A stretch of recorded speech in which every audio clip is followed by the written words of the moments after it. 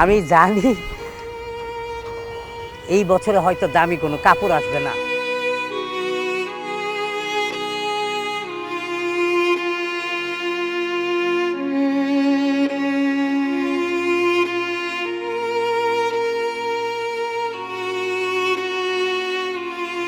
যেটা পাওয়ার কথা সেটাই পাইলাম না। আমার তো জীবনটা এইভাবে যাওয়ার কথা না। আমি তো কারোর কাছে কাজ চাইছি, ভিক্ষা তো চাইনি যে আমার টাকা দেন। আমারে কেন শিল্পী বানাইলেন আপনারা? আজকে পপুলার বানায়া হ্যাঁ রাস্তায় হাত পা ছেড়ে দিলেন। আমার তো আসলে এই জায়গায় কোনো ঝামেলা ছিল না। আমি কখনো এমন কোনো কাজ করি না। ভাই মিডিয়াতে যদি কিছু হয় খুঁটিনাটি হয়, এটা প্রত্যেকটা মানুষের ব্যক্তিগত জীবনে থাকবেই। এইটা নিয়ে এত সিরিয়াস হয়ে যায় না মানুষ। কিন্তু আজকে সেটা তো আরও 5-7 বছর আগের কাহিনী। এই 7 বছর আগে আমি অনেক সিরিয়াল বা 5 বছর আগে অনেক সিরিয়ালে কাজ করছি। তো অনেক সিরিয়ালে কাজ করার পর দেখলাম যে আমার সিরিয়ালগুলো শেষ হয়ে যায়। শেষ হয়ে গেলে তো মাঝখানে আমার কোনো কাজ থাকে না। তো এই কাজের ফাঁকে ফাঁকে কিছু ইউটিউবের কাজ করছিলাম। আর ইউটিউবের কাজ করতে যাইয়া দেখা গেলো যে আমার যেসব কাজ আবার নতুন করে শুরু হয়েছে, তাদের এখানে কিছু আর্টিস্ট শিল্পী ঢুকছে। ওরাই বলতেছে, ও মাই গড, শামীমের সাথে অ্যাক্টিং করবো। শামীম তো এখন ইউটিউবে অ্যাক্টিং করে। হ্যাঁ, ওর সাথে যদি কাজ করি আমাদের মান ইজ্জত চলে যাবে, প্রেস্টিজ চলে যাবে, হ্যান যাবে, ত্যান যাবে। আচ্ছা ঠিক আছে, সেটা 5 বছর বা 4 বছর আগের কাহিনি। 4 বছর আগে তো এখন আইছি। এখন তো তার চেয়ে বাজে বাজে কাজগুলো ইউটিউবে যাচ্ছে। আমাদের নাটক পাড়া গালাগালিতে নাটক হইতেছে না? হ্যাঁ, টুপ দিতেছে, গালিতে মারে তুলে গালি টুপ, বাপের তুলে টুপ দিতেছে না?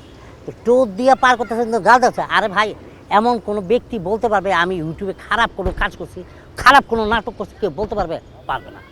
তাইলে আমার কেন এত বছর ধরে এই জায়গায় ইন্ডাস্ট্রিতে কাজ করা আজকে শেষবেলা আইসা আমার এই রোজার মাসে, বিগত রোজার মধ্যে আমি কাজ করছি না? সিঙ্গেল নাটকে কাজ করছি না? অনেক সিঙ্গেল নাটকে কাজ করছি। আজকে এই রোজার মাসে আইসা আমার এই সময় আইসা কেন আজকে কাজের সন্ধান করতে হবে আপনাদের কাছে, আপনাদের দুয়ারে দুয়ারে? চিজি আইসক্রিমের সাথে ভেলভেটি কেকের মিশ্রণে পোলার রেড ভেলভেট আইসক্রিম। মন ভালো থাক। আমার কাছে তাই মনে হচ্ছে, আবার মনে হচ্ছে না। আমাদের মিডিয়াতে এক ধরনের সিন্ডিকেট আছে, তারা চায় না আমার মতন ইউটিউবার বা আমার ফেসবুকে কাজ করতে। হ্যাঁ, এইটা আমার কাছে মনে হয়। আবার কিছু শ্রেণী আছে, দেখেন এই যে আজকে আপনাদের মাধ্যমে যেমন আমার প্রচারণাটা আসতেছে, হয়তো যারা আমার ভুলেই গেছে আজকে তারা টনক নাড়া দিয়ে উঠছে। তারা হয়তো টুকিটাকে অনেকে কাজের জন্য ডাকতেছে। তারা বুঝতেছে যে শামীমের এখন কাজ নাই, শামীমের এখন কাজ দরকার, শামীম আমাদের মাঝে নাই হয়ে গেছে। আজকে সোশ্যাল মিডিয়াতে যেভাবে প্রচারণা চালাচ্ছে, ওর কাজের দরকার। আমি তো কারোর কাছে কাজ চাইছি, ভিক্ষা তো চাইনি যে আমার টাকা দেন। হ্যাঁ, আপনারা আজকে আমার দেওয়ালে পিঠ থেকে গেছে গা সমাজে। আপনারা এখন অনেক কথা, অনেক কথা বলতেছেন, কমেন্টসের মাধ্যমে বলতেছেন, ফেক আইডি দিয়েও বলতেছেন, বিভিন্ন রকমের আইডি দিয়ে আপনারা বলতেছেন আজকে শামীম এই করতেছে, সেই করতেছে, আজকে নাটকে ভাত নাই দেখা প্রবাসীদের কাছে টাকা চাইতেছে। আমার একটু বলতে পারবেন বুকে হাত দেয়া যে শামীম কোনো প্রবাসীর কাছ থেকে টাকা চাইছে, বা কাজের জন্য কাউরে টাকা দিছে, বা কাগজ কাছ থেকে টাকা চাইছে, কোনো ধান্দাবাজি, চিটারি, বাটপারি করছে? কেউ বলতে পারবে? এই ধরনের রেকর্ড আমার নাই। তা আজকে এত কিছু না ভাই, সবসময় আমি খেয়াল করছি আল্লাহ সুবহানাহু ওয়া তাআলা আমার কাছে মনে হয় যে সেই ব্যক্তিকে পছন্দ করে যাকে তাকে সে অনেক বেশি ভালোবাসে। সেই ব্যক্তিকে পছন্দ করে আল্লাহ সুবহানাহু ওয়া তাআলা, যে আল্লাহ কষ্ট দেয়, অভাবে রাখে, অনটনে রাখে, অসুখ বিসুখ সব কিছু আজকে ওই আল্লাহর অশেষ মেহরবানি হচ্ছে। আল্লাহ উনি পছন্দ করে। আমি জানি না উনি আমার কোন পরীক্ষার কাতারে ফেলছেন। আমার কাছে মনে হচ্ছে যে আমি একটা পরীক্ষার কাতারে পড়ে গেছি। নাইলে আজকে এই সমাজে এসা আমার একদম ঈদের কাছাকাছি সময় এখনও বলতেছে আমার একটা কাজ দেন। এটা কোনো মানুষের কাতারে করে? এটা শিল্পী বলতে পারে কোনো শিল্পী? ভাই আমি সবসময় বলি যে শামীম অনেক কমেন্টসে অনেকে বলে যে শামীম তুমি তো চাকরি করতে পারতা, ব্যবসা করতে পারতা। ব্যবসা করলে টাকা লাগবে, চাকরি করলে আবার শিল্পীর সম্মান চলে যাবে। একটা এত দামি দামি শিল্পী এতগুলো নাটক করছে, এত জনপ্রিয় নাটকের মাধ্যমে অনেকের অনেক পুরস্কার পাইছে। শিল্পী যদি এখন মানুষের প্রাইভেট কোম্পানি থেকে চাকরি করে, আর চাকরি করলে তো পড়াশোনা লাগবে, সেই জিনিসটা তো আমার নাই। তা আমি করবো নাকি? হ্যাঁ, এখন ধরেন যদি আমি ব্যবসা করতে যাই, তখন আলু পটলের ব্যবসা করলাম, আমি একজন শিল্পী। আমি তো একটা অটো রিক্সা চালাই, আমি শিল্পী। আমি যে কোনো জিনিস করতে যাই, আমি শিল্পী। এখন এই শিল্পী করতে গিয়ে দেখা গেলো শিল্পীর সম্মানে লাগবে। শিল্পীর সম্মানে লাগলে আমার শিল্পীর ইজ্জত চলে যাবে।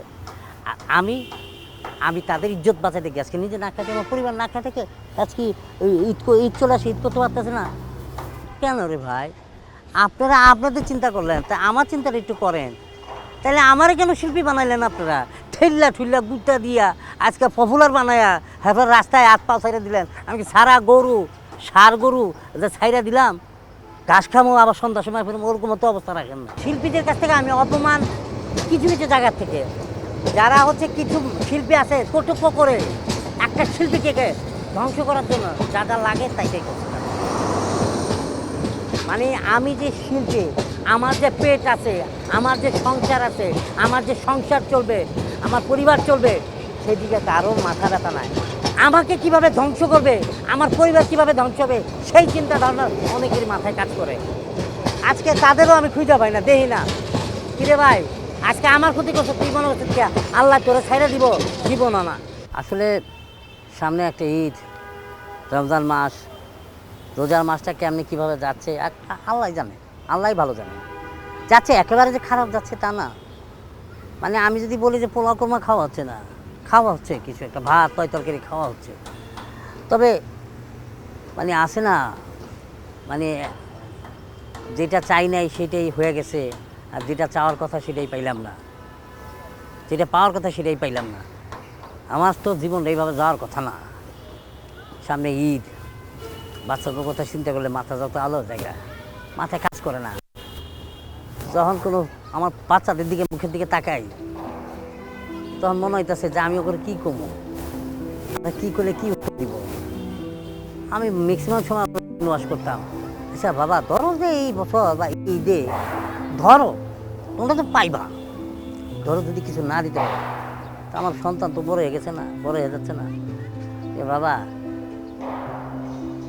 আমরা জানি এই বছরে কিছু দিতে পারবা না, আমি জানি এই বছরে আমাদের ঘরে হয়তো আহামরি কোনো খাবার আসবে না, আমি জানি এই বছরে হয়তো দামি কোনো কাপড় আসবে না, আমি জানি যে এই বছরে আমার ঘরে গরুর গোশত আসবে না। সব কিছু মেনে নিলাম আব্বা, আমাদের কোনো চাওয়া নাই, আমার কোনো দামি কাপড় লাগবে না, কোনো ভালো খাবার লাগবে না, কোনো কিছু চাই না।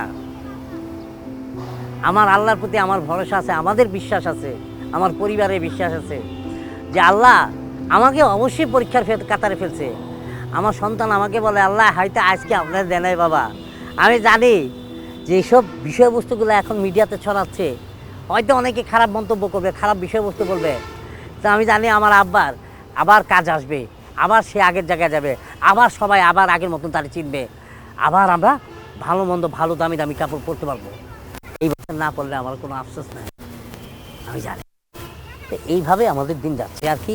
আমার সন্তানরা এইভাবে বুঝে নিচ্ছে, তাদের আর চাওয়া নাই। চিজি আইসক্রিমের সাথে ভেলভেটি কেকের মিশ্রণে পোলার রেড ভেলভেট আইসক্রিম।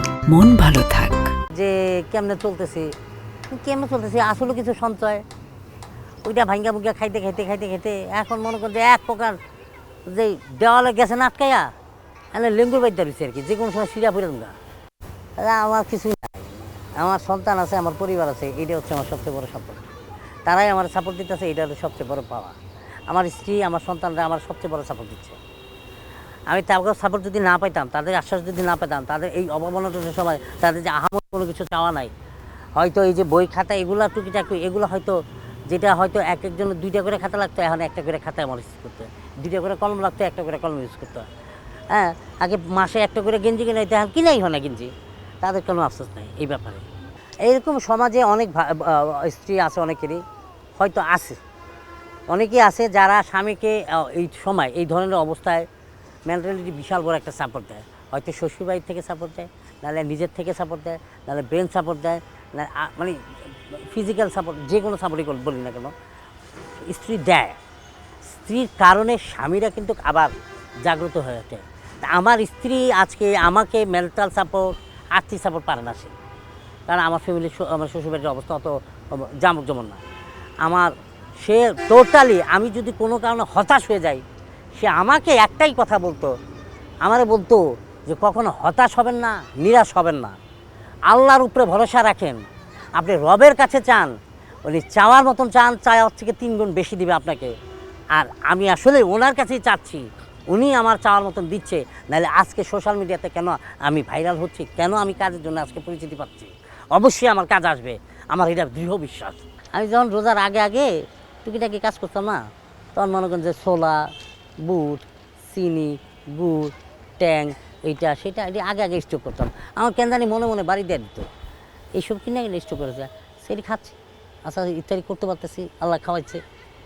সেই সময় হচ্ছে দুধটা না হোক, ডালটা তো হচ্ছে, দুধের গাছ, ডিমটা হচ্ছে, একদিন কোনো দিন ফার্মে মুরগি হচ্ছে, একদিন হচ্ছে ভাই।